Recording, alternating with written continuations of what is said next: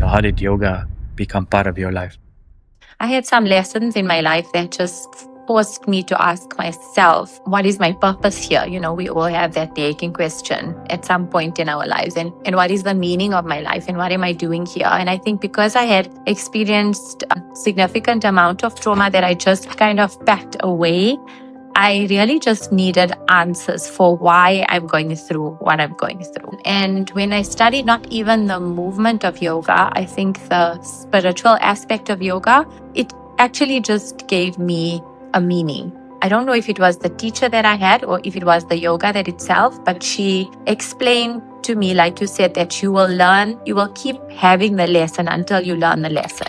So much of our feminine energy is lost, especially in terms of creativity, because as women, we were all given a gift to bring to this world. So when we become so controlling and we try to handle everything ourselves, the womb is not lit, and she needs to work. She needs softness in order to receive, in order to grow, in order to create. And yeah, we've got to really just soften into our feminine and let go of all the control if we want to feel, to even just feel better. Yeah. I actually think that running, I don't like to use the word trauma response. I feel like it's overused. But like you say, when things are heavy, yes, that's where I go. I will just put on my music and go to the road. And then in terms of meditation, I do use running as a meditation. I mean, 90 kilometers is not a joke. There's a certain mental capacity that you need to get through that, And the road has taught me so much, It's just simple things like, it's just another bump in the road, or just another corner, or around the next corner you will see your people. And those have become my inner dialogue for my life, So I've learned so much from the road, from the people that I met on the road. Hi, everyone. Welcome back to the podcast. And today I'm joined by a fellow Indonesian-born Raisa Khan, a yoga teacher, coach, ultra runner, and high rocks athlete. But beyond the physical strength, Raisa is also exploring something deeper: authenticity, feminine energy, and learning to embrace who she truly is.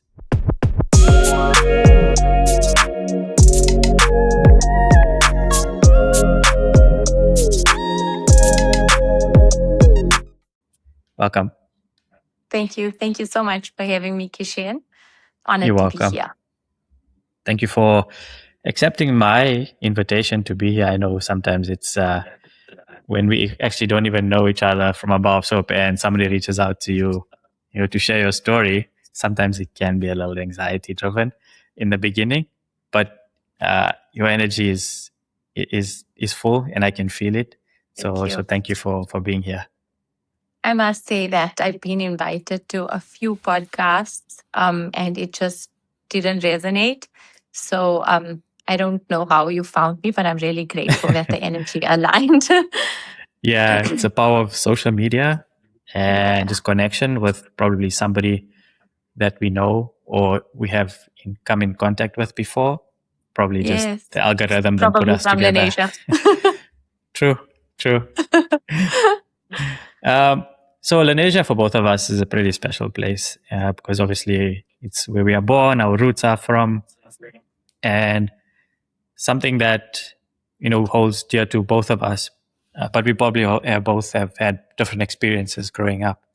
What was your experience like growing up, especially back in the day where Lanesia was on the outskirts of deep south of Johannesburg, and we were quite away from a lot of things.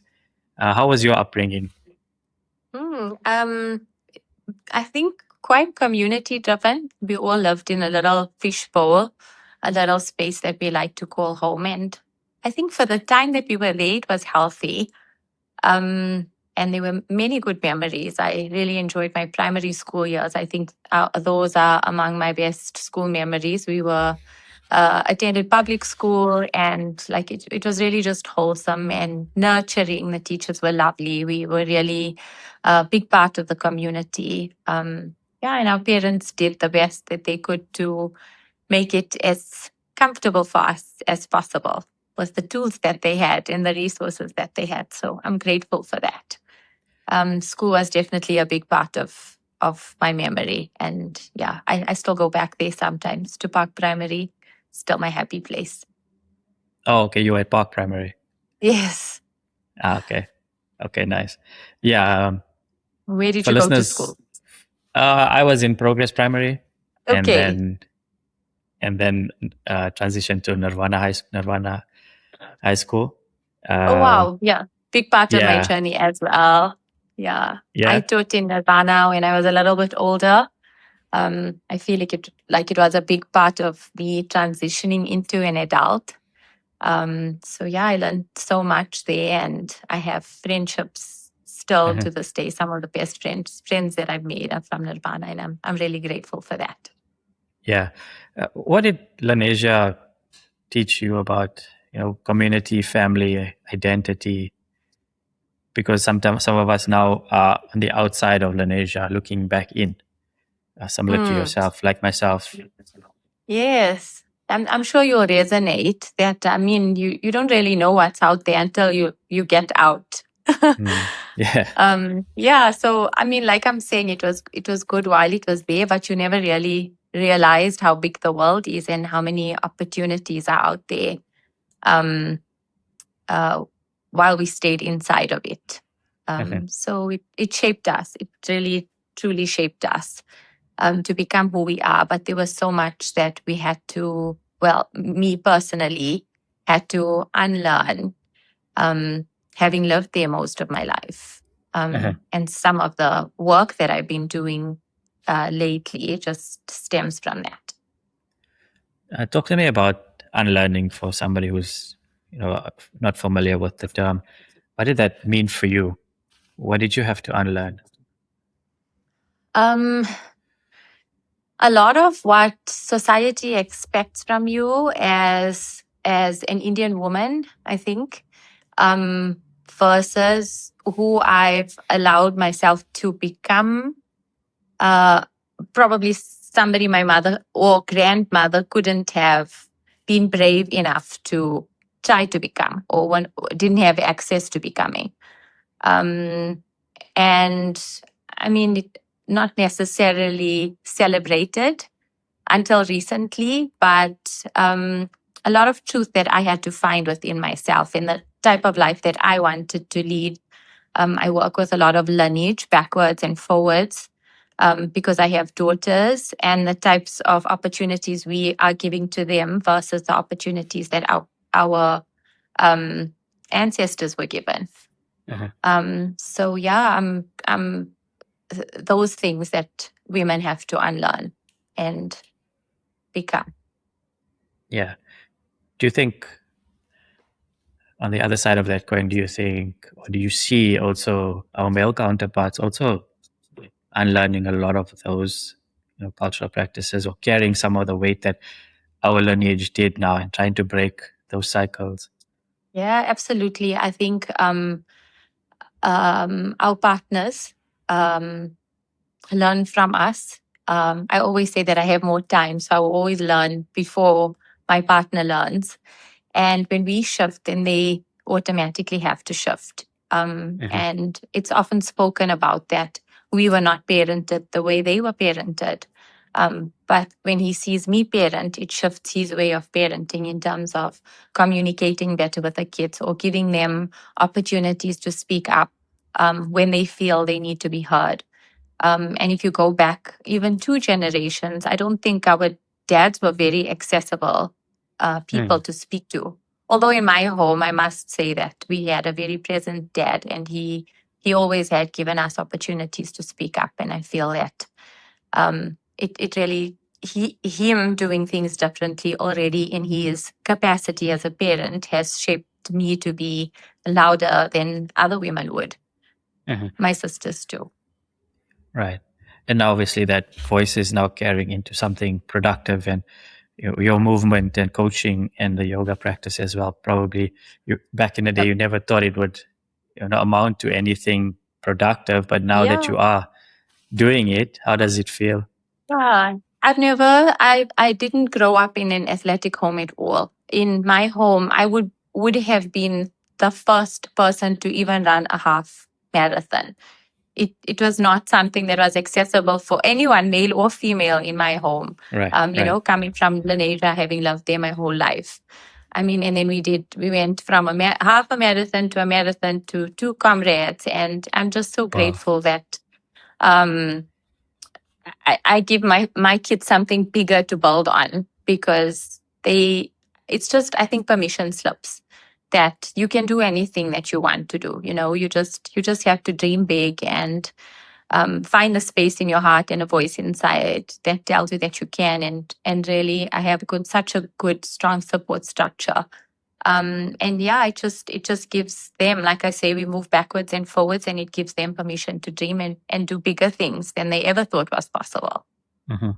Yeah, kids are sponges. They see what their parents are doing, and sometimes when they see you doing what you're doing, there's an innate something within your brain that says, hey, mom is being active, mom is, because they see you as role models, they see you as their heroes end of the day. And if you're showing up in that positive way, I don't think they need to look any further, like to other mentors or role models, but actually somebody who's there for them every single day. I do hope. You know, our kids will always look outside. They'll always look for the cooler aunt or someone else. It's never really their mother, but I do hope that I have given them a good foundation, having worked through my own stuff. I do. Thank you for that. Oh, it's we're always looking for that good parts of our families and where we can hold on to. And sometimes for myself, we also look, for me it was my uncle, my late uncle, who was my role model, that I really looked up to, who's now passed on. There's days where you think to yourself, okay, where did I learn this? And then you kind of pick up, okay, those were the good role models and the good things that they did for us back in the day, and you're always grateful for those things. And nowadays, I think we're all searching for meaning in life. And for myself right now, like really learning to understand the 15-year-old, the traumas that happened. I need to go a little bit deeper and understand why do some patterns keep reoccurring. But I know those patterns are when I was, in my early teens. What is it, the underlying root cause of what's happening that I still need to understand. And very early on, like during that phase of life, like my uncle was very predominant. I would look up to him to he was an athlete, he was in tech, he was doing all kinds of things, and I was just like marveling what he was doing. I tried to mold myself around that. So I think a lot of kids, they do look up to good mentors like that, and you showing up for your kids in that way, it's only gonna be beneficial to them in the long run. Thank you. And how has it been for you, Kishen? Also unlearning, and I think the hardest part is actually going back and working through it's terrifying. the lesson over and over again. I mean, it's people would see us and say, "Oh, she's really put together. She's really got stuff going on." But yeah, the darkness is really dark. How has that been for you? Yeah, it's a real challenge. I won't lie. It's terrifying at times, because you're in one moment, you're in a very good space, and then life happens. It puts you right back into something that you have not healed from yet. That's where I am right now. I currently need to tap into something that I haven't healed from. It's causing just a little bit of that darkness or cloud that's come over. But thankfully, with all the work that I have been doing already, it's not as heavy. It's heavy on the chest. Yes. But the tools that we do have now, they kind of help you navigate the darkness a little better. Yeah. Yes. And I'm grateful for that. I mean, we've got so much access to education and different somatic modalities or physical modalities that help us to heal. So I'm really grateful for the research that's been done and the evolution that's ongoing, that's helping us to heal and get better. Yeah. Our parents didn't have that either. No, and it's no fault of their own too, because they were just 100%. they were doing the best that they could with what they had access to. 100%. And so, there's no fault on their side. It's just now us learning to break those cycles. And like they say, the one setting up roots it's always the toughest one. And like I've also done a significant amount of work, and last month I said, like, I know that I've been through so many hard things and it was so sore, but I forgot how sore it was. And it feels like the worst possible thing that you're going through, but I think the layers get deeper and then the feelings get even deeper. So you wish that it gets less challenging, but I think it grows more challenging with the knowledge that you have. Yeah, because So that's been tough on my side. It's asking you to tap into something that needs attention. Yes. And yes, okay, you've been healing from something else, but now this is something that really requires your attention, and we need to acknowledge it, accept it, and process it. And just also, I know for myself, I'm very impatient at times. I just want the things to be just okay the instant now. gratification. Yeah. And then the healing isn't linear, and it's just really a process. Like you say, you've really just got to sit in it and feel it. And I think the feeling is the hard part. It's ugly. It's very yeah. At least we can laugh about it now. When we're going through it, don't come near us. No, part of that is also tapping into practices, and one of it is also yoga. And you've tapped into that. You've shared with me how that journey began for you. But for listeners who don't know, how did yoga become part of your life? So if you look at the two things that I really enjoy, it's running and it's yoga. And I was speaking to some people last week, and I said there's new modalities that have come up, like Pilates. And while I love it, I think the root of both running and yoga are very primal. So when I speak of yoga, I have so much passion speaking about it because it's something that's just in your body. If you look at babies, they doing happy baby when they're lying down. They playing around in downward facing dog. They're doing twists and cartwheels and tumbles. And I think the nature of our bodies are supposed to be that way. So I think my athletic journey, if you like to call it, started with running.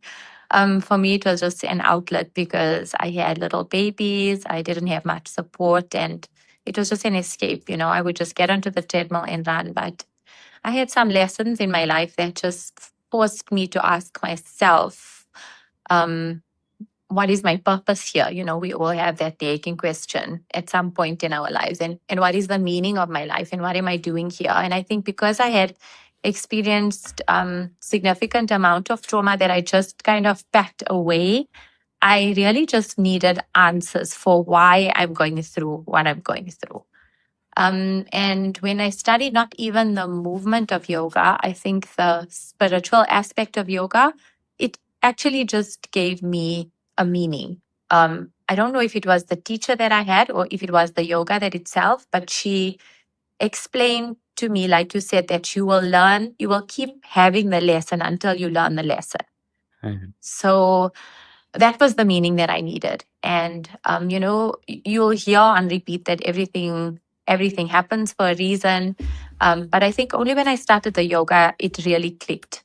And then I started experiencing everything through my body. So I had previously been for talk therapy and many other therapies that didn't really work for me. I felt like I was re-experiencing the trauma. Your body re-releases the chemicals. You come back completely disheveled. You're a mother, you're a wife, you have to integrate back into the home. And that just really wasn't working. So for me, the yoga came more as a healing modality. And because I worked through the body and understanding, in yoga, we work with chakras or the subtle body. It just helped me to say, okay, my root needs to be stronger. What do I need to feel more rooted? What do I need to feel more secure? And so as I went through my yoga journey, I adapted journaling to it. So people that I teach could also understand what I was teaching and how we were working through the body to create healing. Because I learned trauma sensitive yoga with the yoga, and I did some coaching courses, and obviously life, my greatest teacher. It brought me to the way I teach yoga, which is quite different from how others do, for people to understand the way I understood and give them some meaning to their lives and life's lessons. Yeah. It's giving back what you have learned now to somebody who's actually kind of in the similar space.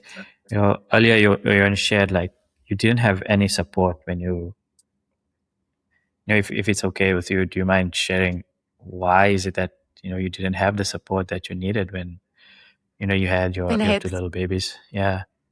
So my mom passed away early on. I was 18. My little sister was 12. My other sister was 17.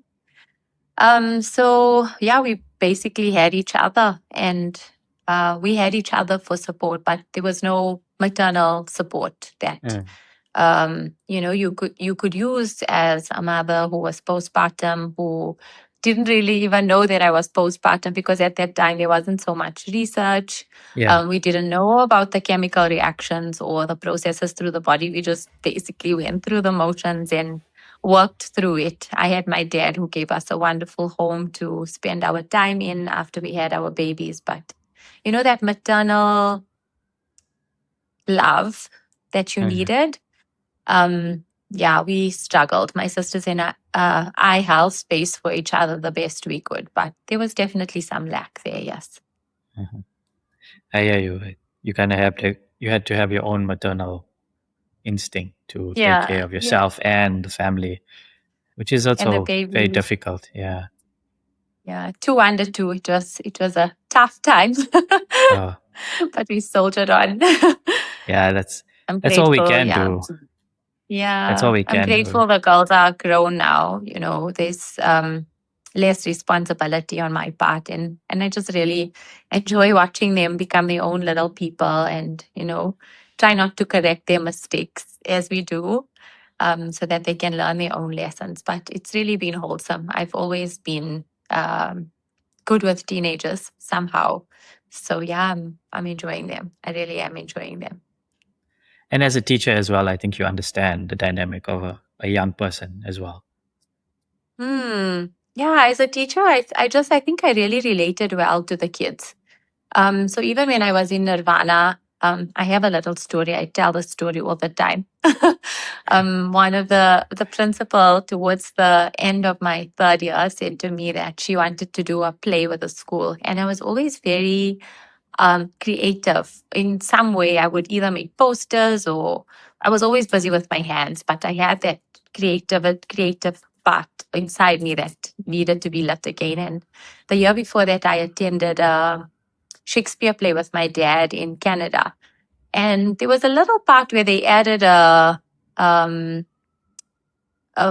recent song in a Shakespeare play. And he said, "Oh, that's nice. Why don't more people do this?" And so we went to school the next year, and the teacher said, I was so young, I must have been 23, 24. And the principal said that she wants to do a play with the school. And I said, okay, give it to me. I'll do it. I didn't know what I was doing. Yeah. But there was so many, the diversity of public schools. You get these very different kids. I don't know, some of the kids were coming to school and they were pregnant. So they came from very troubled backgrounds. They were smoking and dealing, and we would always hear these kids' names in the staff room. And I said, but this isn't my experience with them. If I know this kid, he's very eloquent and I think he speaks really well. So I went to him and I said, won't you be the main person in my play? And the one that was the class clown, okay, you be the clown in the play. And okay, what can you do? You can dance kwaito and you can do this. And then I just pull them all together. And if I tell you, the kids were outside my house. We were having a big party every day. But what I did with them at the end of 2010, it's definitely my year. In August, we did a Midsummer Night's Dream, but we added everything that's current. So it was totally relatable to them. And yeah, we got a standing ovation. These kids remember it till today. They say it was the best day of their lives. It beat their weddings and their wedding proposals and their birth of their babies. And Oh no. yeah, I still have such a good relationship with them. So yeah, I think that's when I realized, that I see light in people, and that there's so many variations to a person, and they don't necessarily have to be academic to be something in this world. There's so much that's meant for them out there. And then somehow I think that ties to the yoga where when I do interact with people, I help them to find their own light. And we know now that that's your own work you have to do. You don't necessarily need the validation from outside. So perhaps that's how the journaling helps them through that process. And that's how that integrated. One thing I want to advocate you for is you tapped into those kids' strengths and you saw them for who they are. You didn't see them as, oh, because she's pregnant, you didn't judge them, or they're smoking, that they're doing something bad. You actually saw and at that age, kids just want to be acknowledged for who they are. Absolutely. And that's where I was in my time as well, in that age as well. I just wanted to be accepted by my peers and acknowledged and be seen and not be ostracized and be bullied the way I was. So it's bringing me back to that part of life where it's emotional for me, because what you've done for these kids is given them the time to be seen and heard and not be judged. So I just want to say kudos for you for doing that for them. Thank you. It's the best days of my life, and I'll go back in a heartbeat to do the same for them. I wish I was there to be your teacher. We have our life teachers, and yes, it's okay. I was there for my younger self. I didn't know it, but I was getting through it through sports, through activity. Sports was really my teacher who was there for me. Who was there for me the way I was seen, I was heard, because I showed up to the best of my ability. And absolutely, yes, at times it was very challenging as well, because we all come from different backgrounds and characters clash and egos, especially from a male sport like cricket and football. But yeah, if I didn't have sport, that part of my life would have been extremely challenging than it actually was. But I feel grateful and humble that now that I get to unlearn a lot of those things, go back and tap into the root cause and understand why. Because if we don't, then the certain patterns will keep coming up. Even now in our adult life, I was just listening to a podcast about how healing from childhood traumas, and most of the time, it's actually we in that moment we just want to be seen and heard, and then if we don't kind of process that in a healthy way or have the opportunity to do so, we just carry that with us in our adult life. It's not a fault of anybody's, but it's our responsibility to, when the mistake is made, to say, okay, I'm not blaming anybody else. It's not anybody else's fault. Yeah. That's been a challenge for me quite a lot, and I also, if I may add, I don't think that we were taught to understand that it was okay to have a need.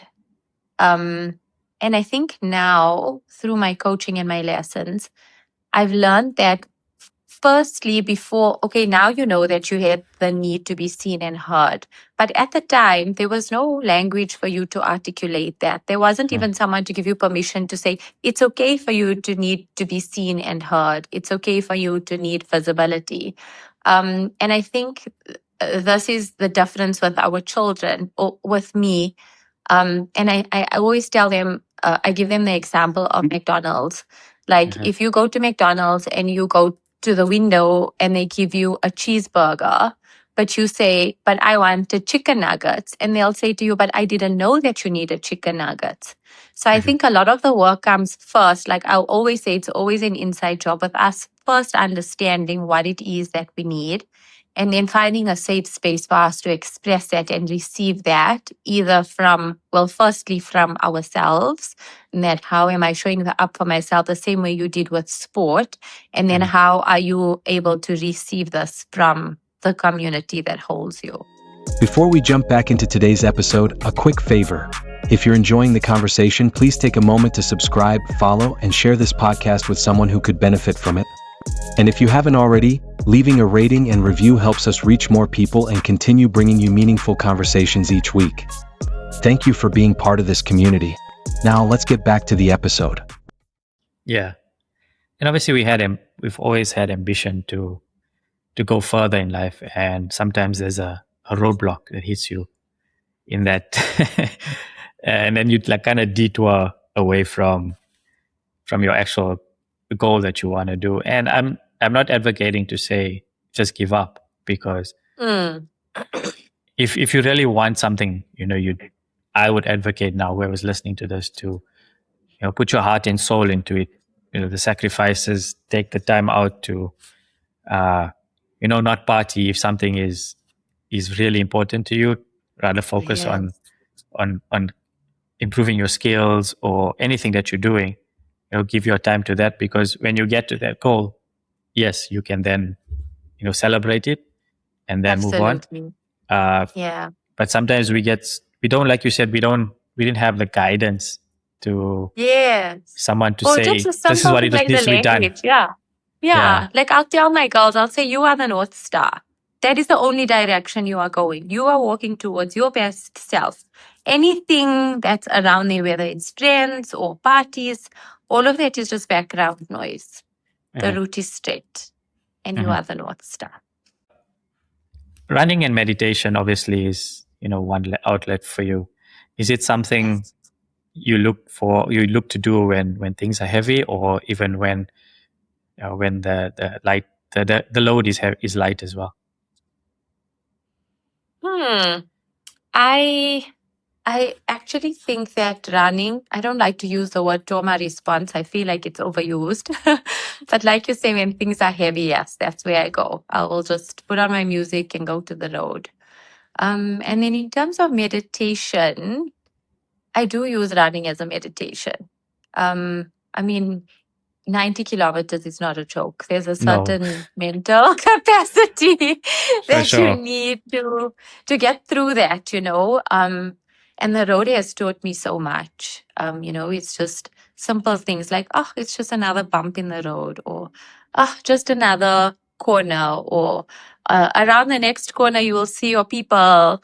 And those have become my inner dialogue for my life, So I've learned so much from the road, from the people that I met on the road. From what your body teaches you, I can maybe add that when I just started running, it was just a matter of meeting my goals and getting the mileage in. And that was in the first season. I actually started out with a broken ankle. I didn't know it was broken, but I signed up and here we are. We're going for the race. So it was really, really hard on myself. And it was so hard to break into that first season. And I think for the second season, coming from a running background, I actually just really started to listen to my body. So there were days weeks that I wouldn't complete my mileage. And it was okay, because I don't think I was so fearful of the the outcome. It was a means of just getting there and knowing that I did my best. So it taught me a lot to surrender also. And I think the balance between pushing and resting, I learned through my second season of running. And when I say that, first comrades and second comrades, the difference. Right. So yeah, it was definitely, I think initially definitely started as an outlet, but now it's just joy. It's just really pleasure. I love waking up on a Saturday at 4 a.m. and driving all the way to Saturn to run with my friends because they just make me so happy. So it's just joy. I really, really love it. It's painful. It doesn't stop hurting. No. But it's just now. Beautiful. Talk to me about your first comrades. What did that feel like when the gun went off and, the middle part of the race, and then when you got towards the end? Yeah, it was just nerves. I was so stressed. I heard so many stories about D&D and let me take you quickly through my running journey. I started running when I was in Lens. I don't live in Lens anymore. I live in the south of Joburg, so it's very quiet here where we are. But like I said, it was just a treadmill and it was an outlet and it was headphones and I used to just do 10 kilometers. I didn't know how to jump anything else. I just knew how to run. That's just what my body wanted to do. And then I ran my first 10 kilometers at the Val and I did 57 minutes. I didn't even know it was a good thing. I just did it because I enjoyed it. And then I signed up for another marathon, a half marathon, and then COVID hit. So after I moved, I joined a running club and then the peer pressure started. So they were like a little more and a little more and a little more. Mm-hmm. And I met some friends and they said, sign up for Cape Town Marathon. So I said, okay, one marathon and I'm done. I'm never doing another marathon again. And I met my uncle from Cape Town, took me through running. And he finished the first marathon with me. And I still put on my status, I finished and I qualified and I'm so happy and I'm never doing this again because I value my toenails. And my friend phoned me the next year. It was a week before we started fasting. And she said, Two Oceans is out of Ramadan this year for the first time. Go and register. Yeah. So I said, Two Oceans is 56 kilometers. I can't run 56 kilometers. I died on 42. And she said, just register and see what happens. And I hadn't run after my marathon was in October. It was already March. I had run most 10 kilometers till then. And I phoned my club. They were the side where I live now. And I said to them, can you please space me or go with me? Because I don't want to run alone. I need to do about a 20 kilometer on a Sunday. Yeah. We're starting to fast on Wednesday. So they said, okay. And they paced me and I died. It was horrid. I was so sore. But we did the 20 kilometers. And I then had to start fasting. So I didn't know if I must run and fast or fast and run. Must I train in the morning? Must I train at night? I have no idea what to do. Yeah. And so I fasted. I did a run on a fast, a 21 on a fast. I did a 21. I think after I broke fast, before I fasted, it was so crazy. I just did whatever I could get mileage in. And then I realized that it's not a week after Ramadan, it's the day after Eid. So I didn't even have time to recuperate or rest or do anything. And we booked our tickets and we landed in Cape Town on Friday morning. Yeah, we went to the expo, we got our stuff. No, Thursday night. We went to the Friday night. We were running on Saturday. Got our tickets, got our nutrition, and Saturday I just ran 56 kilometers with minimal crazy training. Wow. And then I said, I promise if I finish my 56, then I'm going to run my comrades. And so we had 8 weeks to comrades and I just registered. So when you're speaking about standing at the front line and waiting for that gun to go up, I was not ready for this. I just kept thinking, I'm going to get a D&D. I'm not going to finish. And somehow, I don't know, you just put one foot in front of the other and you talk to Allah all the way and He sees you through. My family were there and they supported me and they gave me nutrition. And I just remember feeling extremely angry. It was the most painful thing I had ever done. And when I finished, I said, why would I ever do this to myself? I'm never doing it again. And then everyone's like, oh, you have to do back to back. And so, yeah, then we had to go back the next year. I don't remember feeling happy at all. I just remember feeling really angry by the time I finished. I think the feelings of, I really did something big and something major came only the next day. Right. And then, when you meet people who have had a similar experience, that's really special because then you can say, oh, at this kilometer, this was there. Or, I ate salt. Somebody had salt. And I just took the salt and I ate it like a rice. And my tongue was cut. I couldn't even eat for 2 days afterwards. Why, Risa? Why? So you go through these things and, like at the time, I think your body just goes into such a state of survival. Yeah. And then when I was doing my high rocks, I just heard one of my friends in the background. She ran comrades with me and her voice stays with me through everything that I do. I heard her saying, Racy, you did comrades, you can do anything. And so I carry that with me, when life gets tough, that you've done really hard things. Yeah. No, when your body is craving for energy, for survival, for anything you take. Yeah. I remember. And then the auntie staring there with salt. Yeah. Take this. No, beta, this will help. You know that. This will help. And then 2 days later, you can't even taste anything because your mouth is grainy and cut. And it was so crazy. I remember one match, I scored 100 on a broken ankle too. Oh my word. I didn't know. It was bandaged. Yeah. But your body goes through so much of adrenaline that you just in that moment, you don't feel pain. Yes. You don't feel, you're just there. You're just focusing on the ball. You're running. And, when you get to that milestone, it just everything just releases after that. Yeah. But it's such a high. It's like you chase those highs for the rest of your life. And then people will say, but why did you sign up for another thing? You said you won't do another one. But your body knows that high. And it's that adrenaline that you want, that feeling of accomplishment, of I think gratitude is the right word. I think just gratitude for your body that it's capable of such amazing things. Do you think it's a special kind of person that enjoys that pain like us? I don't know, but I think if you haven't, I think if you experience it, I don't think you'll want to stop. It's like tattoos. You get one, and you're like, okay, no, I'm fine. I don't know. Yeah. So I got my first one, and then like, okay, maybe I should add to it. And then I went to sit for 4 hours just getting needled. I was like, oh, okay. Oh, it's a different pain, but the same pain. I don't know. No, but it's that like inkling for more and more. You want more. Yes. You're never satisfied with just the one. Yeah, and I think there's life before and life after. Mm-hmm. And I think for me, it's just become like a devotion to self. Like, okay, my body can do this. What else can my body do? And my mind can do this. What else can I study?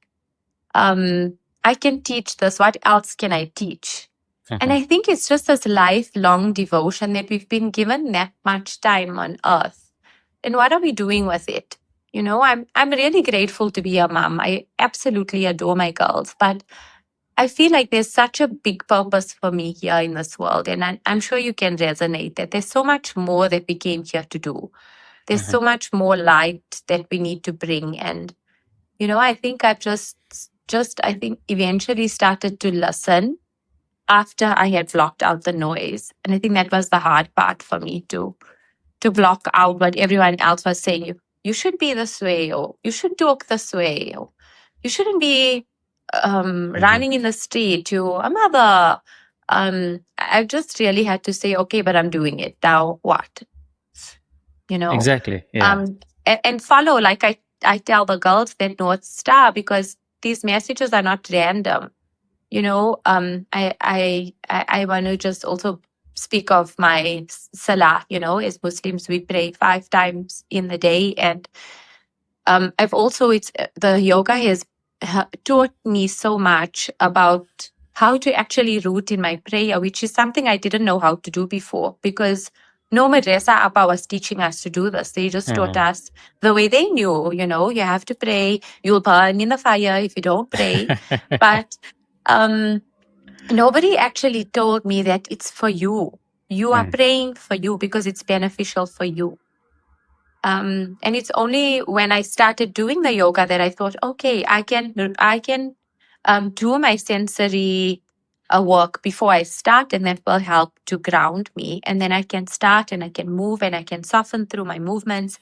And in this way, I actually feel while I pray. And I try to teach my girls in the same way, to feel through the prayer, because this is them coming back to themselves. And I feel so grateful because we get to do it 5 times a day. It's no matter what's going on, or no matter how much noise there is around you, that's your permission slip to just escape, come back to yourself, and then go back out into the world. And there's so much wisdom in that. Yeah. And I'm kind of linking it now to where you've started to begin your feminine energy journey.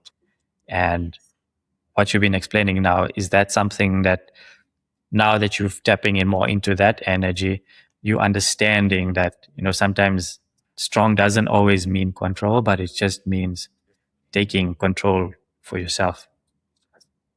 Yeah, and realizing that that's the only thing that you're responsible for. That there's these things that you can control and the outside that you can't control. And the difference between strong and, letting go is just asking for help when you need it. And in that way, I feel like so much of our feminine energy is lost, especially in terms of creativity, because as women, we were all given a gift to bring to this world. So when we become so controlling and we try to handle everything ourselves, the womb is not lit, and she needs to work. She needs softness in order to receive, in order to grow, in order to create. And yeah, we've got to really just soften into our feminine and let go of all the control if we want to feel, to even just feel better. Yeah. You said something important there, is asking for help. I think that's the soft side of it, because it's never easy when you want to have things under control, and when things are out of control, just to get it out of your mouth is sometimes very difficult. Or even just on a text message, or somebody just to reach out to say, okay, yes, I need help, and Yes. things are heavy at the moment. It's very difficult for most to try and say that. Is that something that you struggled with, asking for help? Yes, absolutely. I think more the control. I'll give you an example of when the kids were younger, and I know a lot of women resonate with this, because they'll often say, my husband doesn't help with the kids, or he doesn't, take the pressure off me. But then when you do ask him to help with the kids, then you send him a list of 10,000 things to do the way you want them to be done. And then he's just like, okay, then I don't want to do it because you're telling me exactly how to do things. So there's a certain kind of surrender I have had to learn also. It came a bit later in my life, but so if I know that on a Saturday morning I'm going out to do my run, and I'm going to leave him with lists about what to do for the girls, he's not going to receive it well, and it's going to shift me from doing what I need to do to be my best self. Right. So I think there's a lesson in balance there, where if you are going to ask for help, you have to release yourself of that control of having it done the way you want it to be done, versus the capacity of someone's ability to do it their way. And I think there's more freedom in that. And for me, I'm a Sagittarius, chasing freedom my whole life. It's a huge value for me. So, Yeah, I think there has to be that compromise, Also, the same thing we spoke about needs. First, you Mm, have to identify what you need before you are capable of asking for it. mm. And I mean, if you're scrolling the whole day or you have a TV in front of you, how can you even know what it is that you need? How can you even ask for that need to be met if you don't know? Yeah. So, yeah, for me, like the yoga, the meditation, the running, the alone time, all of that has just helped me to first understand myself before I can ask for anybody around me to understand what it is that I need. Maybe there's a book in your Also, future. in my karma, Yeah.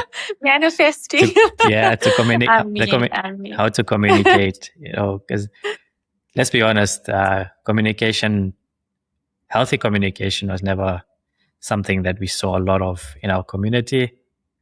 For both sides, male and female. Absolutely. Like you just mentioned earlier, the way we communicate and also letting go of the control.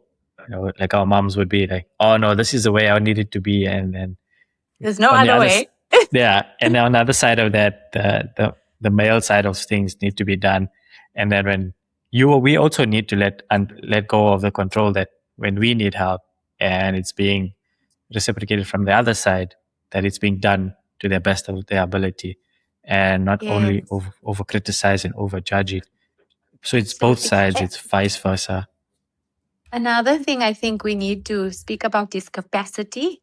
Mhm. Sometimes people really want to do it your way, but they just really don't have the capacity to do it exactly the way you want to do it. So acceptance is also a big theme. It's a big thing that I've had to learn. Is just really accepting people for who they are and how they show up, and then always gratitude, being Yeah. grateful for the little things, not for the perfection of it. We always joke around about having premarital counseling before you get married. I Where you told my go girls, into before you get married, you'll go for everything. You learn to communicate first. yeah, and if it's something you want to And I do, also then told him only after the frontal lobes are developed. Only after 26. I sing the song to all the children. is it 25 or 26? I think for girls it's 25 and for boys it's 26, 27. Oh, I you see, think. that's why we're so immature at times. It's a long time. They are not dating at 18. They are not having boyfriends at 20. It's just so much to manage, I tell them like there's nothing. It's just glorified on TV. It's just, you're just programmed that way. But there's really nothing glorious about it. I don't know if you watch Chani and Georgia. Have you seen the show? Yeah, actually, my wife watches it. Yeah, it was I catch absolutely snippets brilliant. of it. Yeah. So it was brilliant. But when I saw what she went through as a teenage girl with relationships, I always say to my girls that there's a time for everything, I don't know if they'll listen to me. Don't quote me. But I just feel like there's so much to navigate within yourself first. First, learn yourself before you have to manage other people's stuff. There's no time for that right now. So yeah, 25. They're like, Mom, that's so big. How do you expect us to have boyfriends so big? Listen to Mom. She knows what's happening. Here's hoping. We'll just make them run. They won't have time to do anything else. Yeah. No, that's true. A sport, it's encompassing of like brain activity, motor functions, Yes.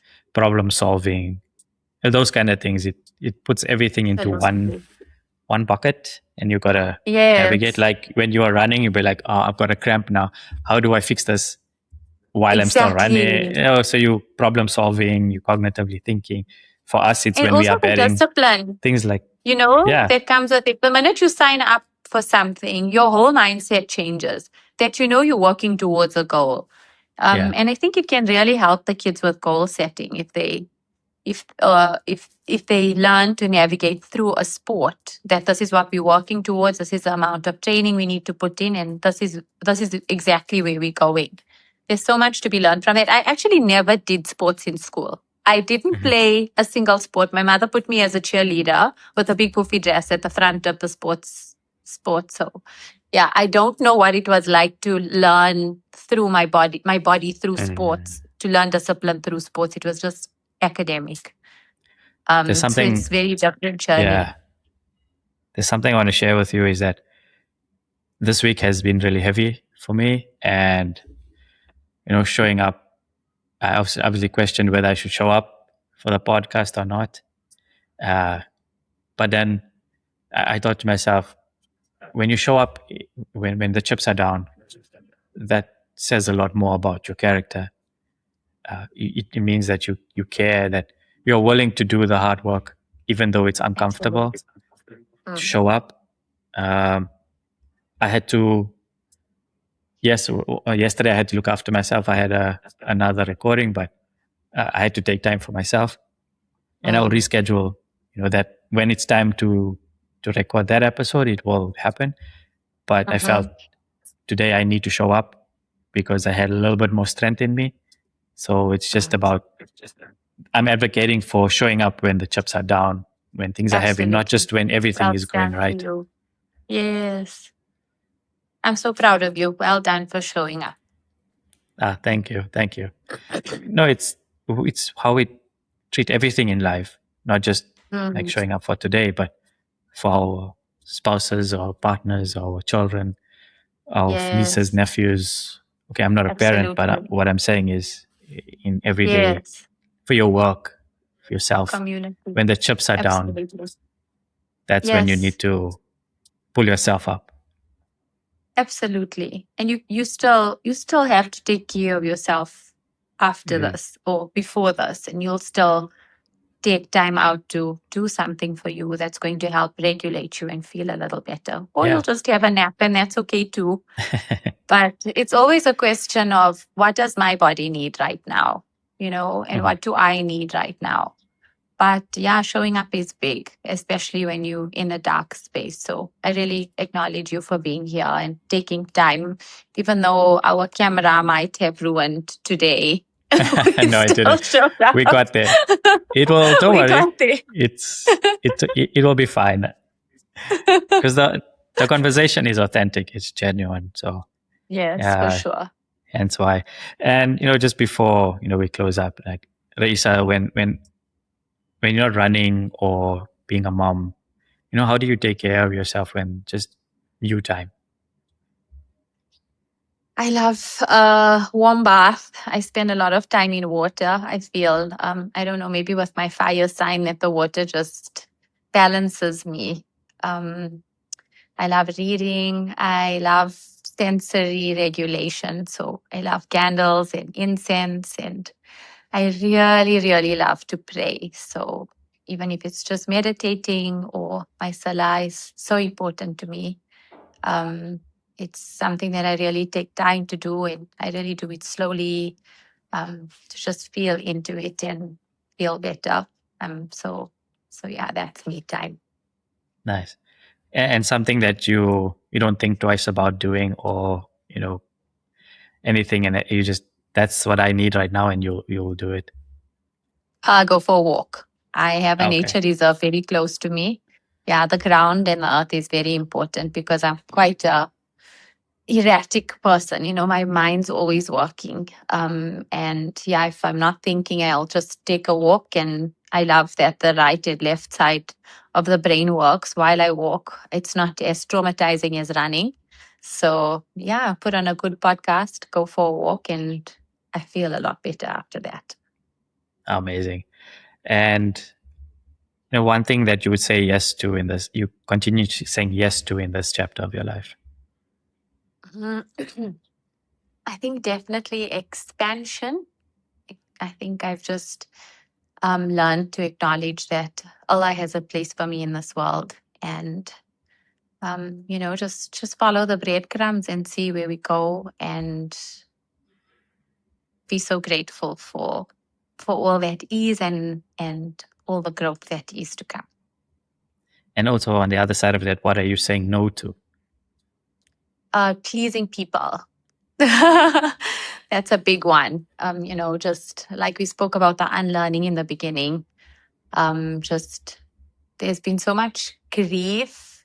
I don't think people acknowledge the grief that comes with having to let go of people that don't benefit from you being the old you. But there was a genuine love there. So it's still a part of you that you grieve, but you learn to let go, and you know that there's a bigger purpose, and staying small doesn't serve anybody. So yeah, definitely the people pleasing. That's a good one. And something that you're embracing right now to the fullest. Again, I think expansion, saying yes to more things. Maybe signing up for more races. We'll see what's left in me for this time that I have left. And just again, growth and expansion and more. I don't want more lessons. I'm tired of the lessons, but more learning. More learning, so maybe, more courses, more a community that serves me versus community that judges me. So I'm working more towards building a community that nurtures this version of me versus the version I was expected to be. Hey, who knows? Maybe you should sign up for the Toronto Marathon. Come run here. Yeah, that'll be great. When is that? It's now summertime here, so now it's between June and July, August. Okay, yeah. June, July, August. Have a coffee. Yeah. Come run the marathon. Two nations in Toronto. Yes. No, Raisa, thank you so much for joining me on the podcast today. I think having you on the podcast today has really helped me as well today. So thank you. And thank you for showing up, for the courage of showing up. I acknowledge you. Thank you. And the themes of my podcast, I always like to take one from each discussion, and from ours it's lessons until lessons learned. So that's where we are right now. I like that one. Yeah.